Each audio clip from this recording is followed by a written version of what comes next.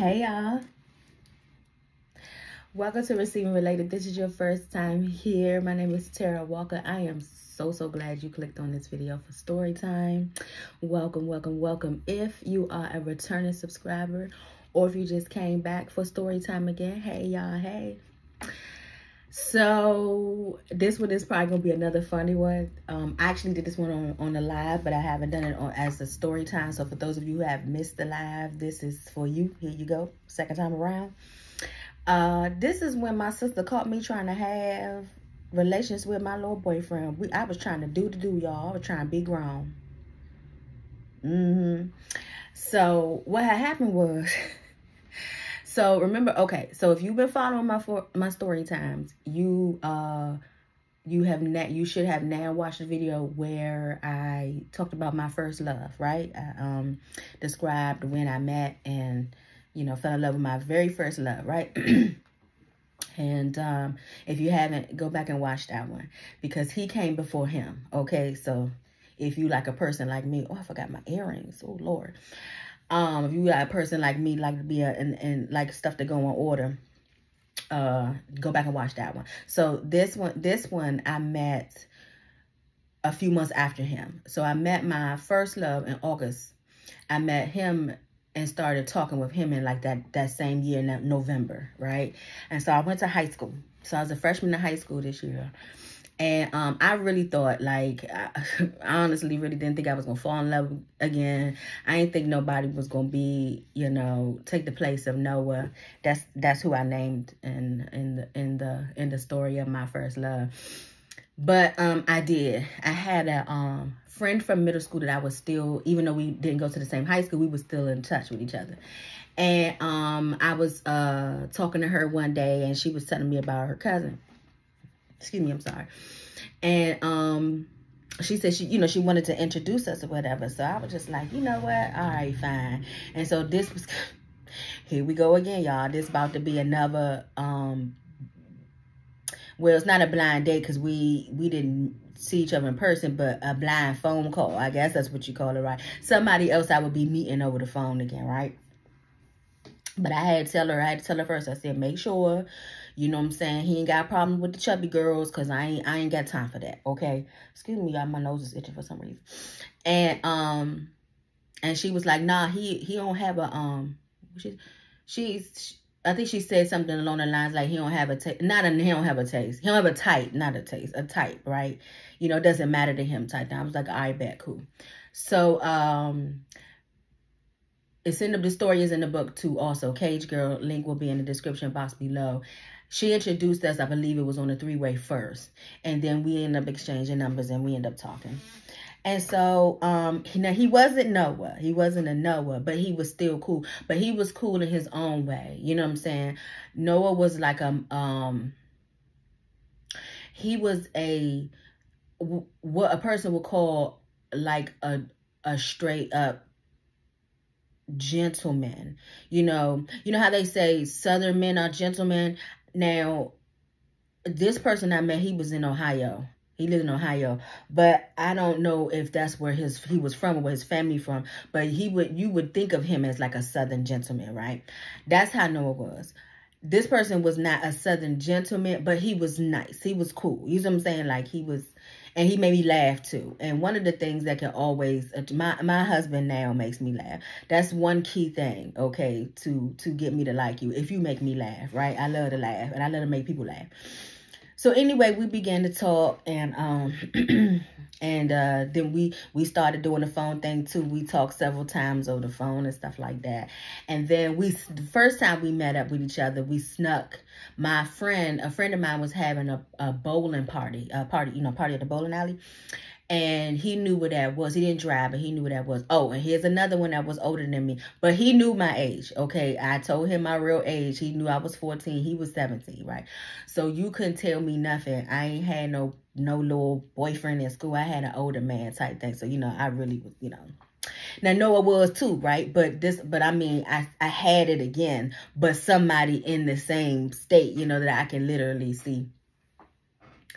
And so, so I just thought that I was just so much more mature because I had an older boyfriend, you know, that wasn't in high school. So like I said, the first time we met up across the street from where the bowling alley was. I had snuck out of the party, and my, excuse me, my friend knew. And met him in person and stayed, you know, just a little while. We made out or whatever. The story is in the book. We actually got caught by the cops, but he just let us. He was like, oh, okay, no problem. Somebody saw us go. We went down these steps that was like behind a store.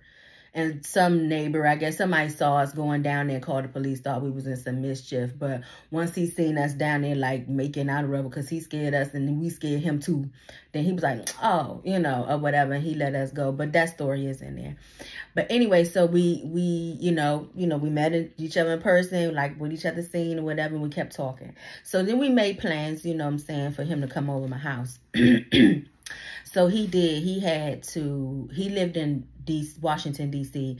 I lived on the outskirts of Washington, D.C. and Maryland. So he had to take like I don't think he had to ride the train. I think he had to take like a couple buses, whatever, to get to me. So I told him to meet me at this pizza place that was right at the end of my street.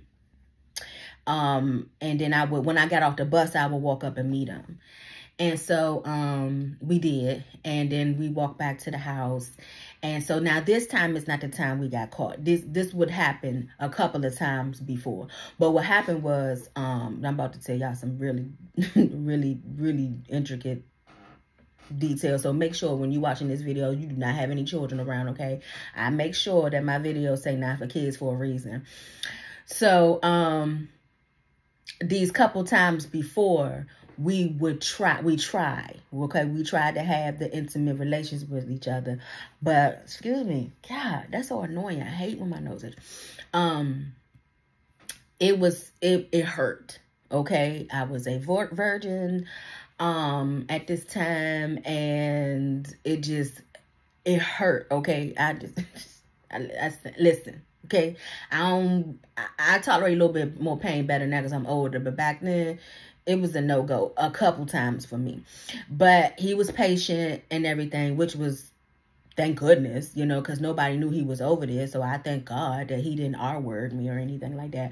But he claimed, you know what I'm saying, he loved me, and you know, so he was like, it's okay, you know, we'll just try this again. So about I'm going to combine two stories, okay? I'm going to combine two stories so that it won't be too long. About like the third time he came over, you know, we tried and yeah, it didn't happen.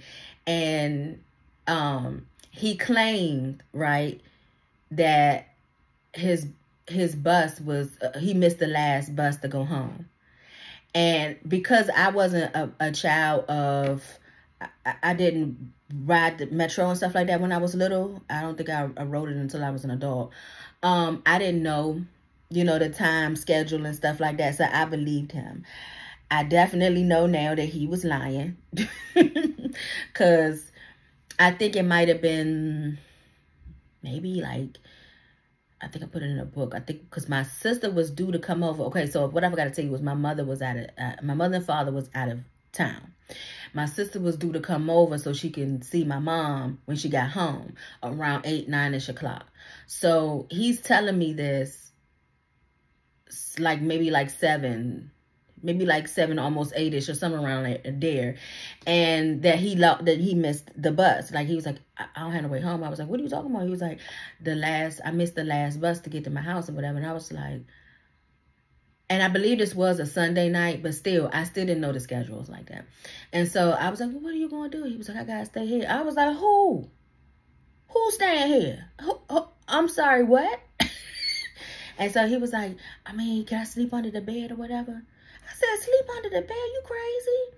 And he was like, babe, I'm telling you, we won't get caught. I was like, I don't even know if you can get under there. He was like, let me see. So he got under the bed and he said, now you get on the bed and I'm going to see how, you know, see how I feel or whatever. So we did. He was like, man, I'm fine. I was like, are you sure? He was like, yeah, I'm good. So he just stayed down there. So at first we were just like talking low because my sister hadn't gotten there yet. And so it was so awkward. I'm on top of the bed talking to him underneath the bed or whatever. And we kind of giggled a little bit because it was like crazy, right? But then I heard my sister come in the house. I was like, all right, my sister here, we can't be doing all this or whatever. We can't be talking, whatever. He was like, all right. So she didn't even come in my room. I guess she just assumed I was asleep. And she went back into the family room or whatever. And so eventually I fell asleep. I dozed off and fell asleep. But I heard my mother come in because I told y'all in other stories, my old house, the rooms was on one floor. So I could hear the front door from where my bedroom was. And I heard my mother coming towards my room. And I was like, my heart started beating, right? And so she opened the door. This Bama, I heard him, y'all. And I got ears like a dog. I don't, to this day, know how my mother did not hear him. I heard him, like, quickly, like, scooch, right? You know what I'm saying? Like, I think he said he moved, when I talked to him later, he moved his arm, like, tighter or whatever, make sure. I was like, you're already under the bed. It's already dark. I know dang on where your arm wasn't just hanging out the, you know what I'm saying? And I ain't had one of them high beds, you know what I'm saying? So why you even move at all, right? You hot, right? But anyway, I heard him and I was like, oh my God. My mother ain't skip a beat. She ain't him. And she bent down to kiss me and I turned over like I was fake, like I was waking up. And I was like, Mommy. And then she was like, baby, what you doing up, right? And I was like, oh, I just woke up. I heard you. And then she was like, oh. She was like, all right, we'll talk tomorrow. And I think I said, how was your trip? And she said, it was fine, baby, but you need to go back to sleep. You know, you need to go back to sleep. Because you got school tomorrow. And I did. It was a Sunday night because I had school the next day. And I said, okay. And then she left. So when I knew she got a good enough amount away from the door, I was like, dude, why you move? He was like, man, I just wanted to make sure. I just wanted to make sure I was all the way under here. I was like, man, you hot because I heard you, right? I said, I'm glad she didn't hear you, whatever. And so, anyway, we eventually, you know, fell back to sleep and the morning came. So when the morning came, I got up even before my mother could come in the room and wake me up. I was like, you gotta go. You gotta go. I cannot take the chance, you know what I'm saying, her coming in here and seeing you. He was like, all right, I ain't know what time buses started running or whatever. I just was like, you got to go because the last night was enough. So I gave him a kiss and I put him out my window. Remember I said everything on one floor, so he ain't had that talk. We had a basement, but that was it. He ain't had that high of a jump at all to jump out my window. So we got away with that one. But this next time, okay, so like I said, you know, we did our did our regular meetup. He came over my house. You know, we tried this time. This time I was determined because I didn't want to be the girlfriend that kept saying no. And I also didn't want him to break up with me because we couldn't go all the way, right, child? So I told y'all it hurt. It hurt. So I'm screaming. Like I'm in this, like I'm screaming. Okay. And so I didn't hear, remember how I heard my mother come in the house the other day? I mean, the other time, I didn't hear my sister come in the house this time, right? Because I'm screaming and I just wanted it to get over with, right? And next thing I know, I heard her call my name. She yelled my name. Because I ain't hear the keys, but she yelled my name. And when she yelled my name, I was like, oh my God, my sister. So she comes to open the door. Mind you, my room not that many feet from the front door. Not that many feet far from the door. Okay, talk. And she opened the door, y'all. This Bama does this. See how my pen flew in the air? He gets off me and flies through the air like he's Spider-Man.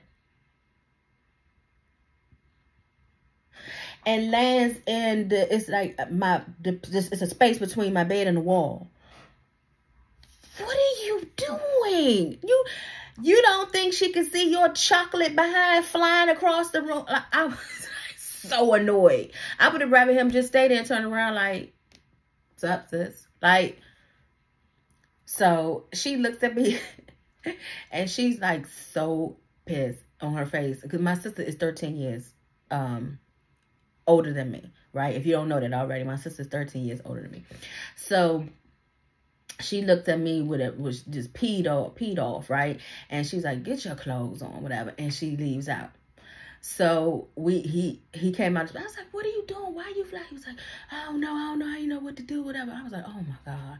So now this part of make it real funny and dramatic. It wasn't funny at the time at all, right? But this part makes it funny because it was like real dramatic, like a movie, because it's like we had a knowing that we weren't going to see each other for a minute, right? So we was like slowly getting dressed, and then I had went to the Janet Jackson concert a few weeks before, and I had a regular picture, you know, in a little fold up thing, and I had a keychain picture. And so I gave him the keychain picture, you know. I was like, is this like basically something to remember me by, right? I was like, here, take this or whatever. And we hugged, and I'm laughing, but it wasn't funny then, like, because he was my, okay? So I didn't think I was going to see him ever again, really. So we leave out. But then this is what happened. So my brother-in-law had him sit down. He's sitting out there with him. Oh, yeah, my brother-in-law was with my sister, by the way. So I go in the kitchen. My sister in the kitchen. I go in the kitchen. And I was like, why you got him here? Why can't you just let him go? And she was like, because. I said, because what? She was like, because Mom know he here. I told him, you told Mom? What is wrong with you? I started just like going over, why would you tell Mom, whatever? And I started feeling lightheaded. Y'all start feeling dizzy, right? So I like fell to the ground. It wasn't like a faint, but it was like, you know how your knees be, you real nervous about something, your knees start shaking and stuff. It was like that. So it was like the only way I could kind of just get some type of, you know, like gravity to be still. The only thing I could do was just like fall to the ground, right? And she turned around and left me sitting right there on that ground, right? And left. I was like, oh my gosh. So shortly after, well, she had this talk with me. She had this talk when she told me to come in, because my mother didn't work that far from home. So it wasn't a long conversation, but she was just like, you know, talking to me about, basically my sister talking to me about the birds and the bees, like, I don't know, I already know this. And she was just like, she asked us, did we use anything? And I was like, no. And she was like, you know, you could get pregnant. You know, all the stuff, you know, that I already knew. And then my mom came home. So when she came home, we was back into the dining room by this time where he was. And when she walked in the door, you know how you can see like the look on somebody's face? They're like, they're mad because they're disappointed because the look on their face, I'm sorry, they're disappointed because they wanted it to be a joke. They wanted to walk into like a joke or whatever, like a surprise type of thing. But when they realized it wasn't a joke, like it was like that. Like her face was just like this is real, right? So she got his vitals, statistics, okay? She got his name, number, and all that. I would later understand why she did that, you know, to make sure that he wasn't, to make sure he said he was 17 like he was, and not like no grown man or whatever type thing. And then he left, right? And then I had to have a talk with my mom. So I thought she was just gonna beat the daylights out of me, but she didn't.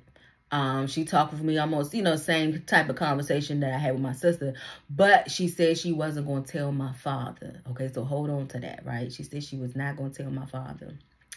So I felt a little bit relieved because I didn't want him to know. Now around this time, me and my father was not getting along anymore. This was 14, so we definitely wasn't getting along.